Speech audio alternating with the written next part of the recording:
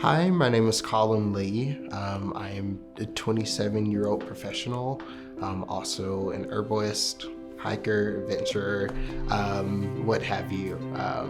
I live here in Denver, Colorado. So if I'm not working, I'm usually in the mountains. I'm usually doing things with herbs, whether that's making sea mosses, tea mixes. I'm usually traveling just for leisure or for work. Or I'm usually spending time with my community, whether that's in ballroom, out at the movies, or just having an outing here at the house. When I was first diagnosed, I was around 24, and I had just lost my job. And I was in the process of ending this relationship, and I was in the process of restructuring my whole social circle. And so things were kind of difficult. When I told my family, I also shared my status along with coming out. My family is very religious. I grew up in a minister's home. They don't condone queer relationships. I had a lot of anger and resentment toward my initial community, my family, because they are highly intelligent people.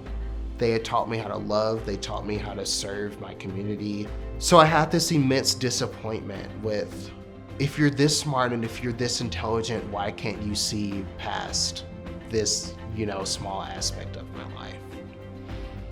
I then, after that, had to move out of this resentment into, well, now I have to put up boundaries in order for me not to resent you. And so when it comes to our conversations do look like talking about the primary topics. So how is your health? How is life? How is the job? But we never really get into the specifics about how healthy is your relationship? How is your partner? Those things are limitations that someone could see within our relationship. However, they are boundaries to me. Because they are things that ensure that we can have healthy conversation without feeling like, well, I can't be supported by you in this topic, or I can't support you in this topic either.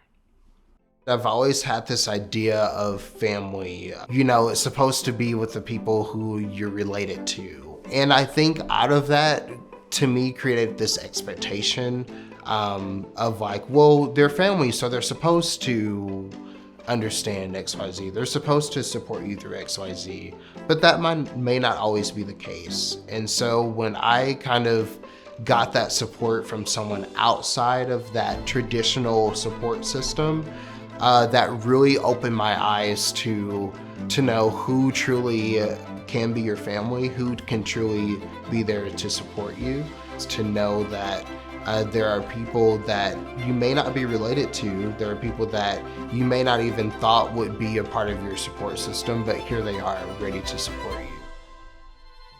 When I was first diagnosed, I immediately became reclusive.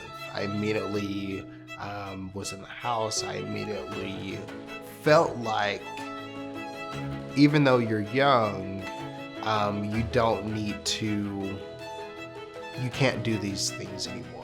Even though you're young, you have to slow down. Your diagnosis now teaches you that you can't do those things that you used to anymore.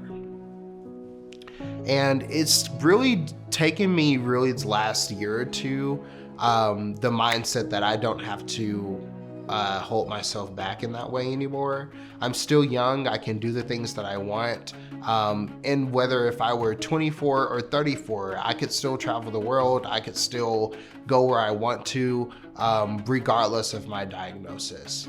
However, within that, it did teach me a new mode of self-care. Okay, now you need to take care of yourself first, before you can think about getting into the things that you want to get into. So if you need to eat, take that time to eat. If you need a day just to relax, take that time. You deserve that time. You deserve to rest. You are loved and you deserve to give yourself that love. I at first was very reluctant to any sort of medical therapy. This idea that I am now confined to a pill the rest of my life was very hard for me to grasp with, especially being young. This wasn't supposed to happen to me. I'm young. I'm not supposed to be taking medication. But after starting my therapy, after being on therapy for years now, I realized that it's not a limitation, that I only am able to do more. I'm only able to do the same things that I could do before. So I think now that I'm actually listening to my body and paying attention to the signs, post-diagnosis, my health is actually much better. I do feel like socially and emotionally, I'm way more fulfilled just because, again, I've taken that moment to really step back and hone in on the things in my life that I need. So that looks like me putting up boundaries that I need to put up. That looks like me not communicating with the people I don't need to communicate with anymore. That also looks like me seeking out the support that I need. So what kind of communities do I need in my life now? What kind of support do I need in my life? If you've just been diagnosed and all you hear around you is that, well, your life is over, the life as you know it is over, I'd have to disagree. I'd say that it's just now beginning. Know that you are not limited. You still have the power to change the course of your life. And to realize that this diagnosis does not hold you back can help empower you even more.